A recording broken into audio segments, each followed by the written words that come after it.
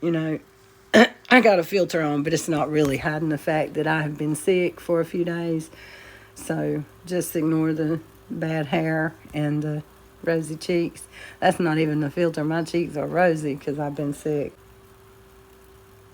I don't know at what point in my life I'm going to learn lessons and takeaways from things without it being one lesson, bad things happen. Okay, I learned from that, let's move on. Another lesson, bad things happen, learn from that, let's move on. I'm sick of it. I'm not the type of person that, I can't say enough how I feel about the person who helped us get the car, because we would have struggled for a while to get a car, and we actually were able to get a really nice used car. I love that car. I love it. Heated seats. I mean, it's got navigation. It's a 2011, but looks like it was very well maintained. Although I do need to show y'all the sticker that's on the gas the gas door, the thing to the, it's hilarious. I want to take it off. Daisy said, I'll leave it. They'll just think we're a couple of crazy lesbians. But anyway, I am grateful for that. I'm a very hard worker. I have always been. I do not like to lay out of work, which was why the incident that happened at my job a while back really hurt my feelings, because I'm the type of person who is extremely embarrassed to call out. And so I'm not going to call out of work for any stupid reason. I'm not going to call out because I want to go to a party or I just don't feel like going to work. I signed up for the job, so I want to do my job. And that's what I taught my children. And a lot of that absorbed into my youngest child, and she's a very hard worker. Oh, I had to stop and sneeze a couple of times. But, Daisy went through a lot of guilt and anguish over not having a job the last year that we've been here. And she is so excited to have this job that she's actually finishing up some orientation tomorrow, which will take all day. And then she'll start her job on Monday. But that poor child has caught what I got. So it's not going to stop her, though. She's resilient. She's a hard-working child. Her and I both have always worked very well together. We are good roomies.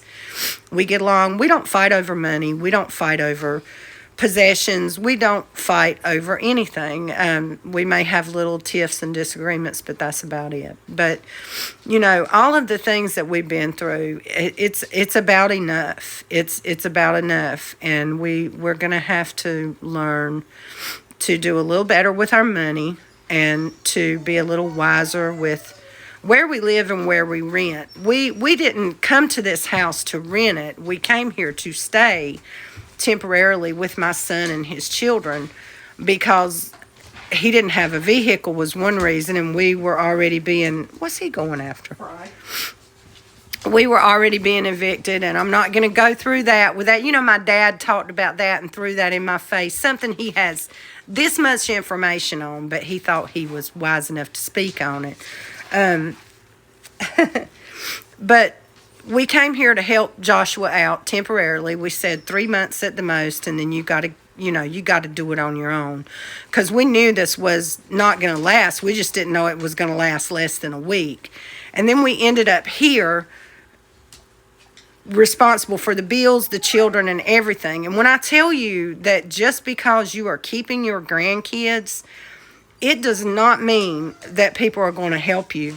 But for sure, we will choose our situations wisely from here on out, because we are going to be sleeping in the car for a little bit. Hopefully no more than a week or so, when Daisy gets a full paycheck and I get a full paycheck. There's a house available for rent that we are hoping will still be available, because I'm kind of hoping that I will get a tax return very soon. And so, But maybe I put too much belief in things happening when and how they're supposed to happen. Maybe there's more that I should be doing. But I just get stuck in a place where it comes to a certain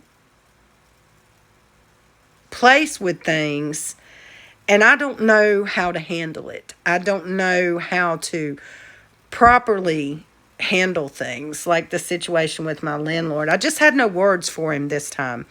And it's not that I'm angry or upset with him. I absolutely do not blame him, except that I disagree with the way he did the eviction. But I understand. I do. I'm truly not angry at him. I'm just tired. I'm just so tired.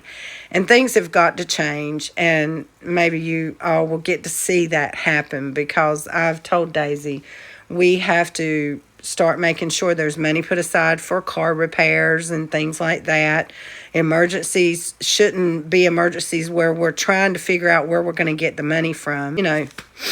It is what it is, but it is going to change, because I'm tired of doing this. But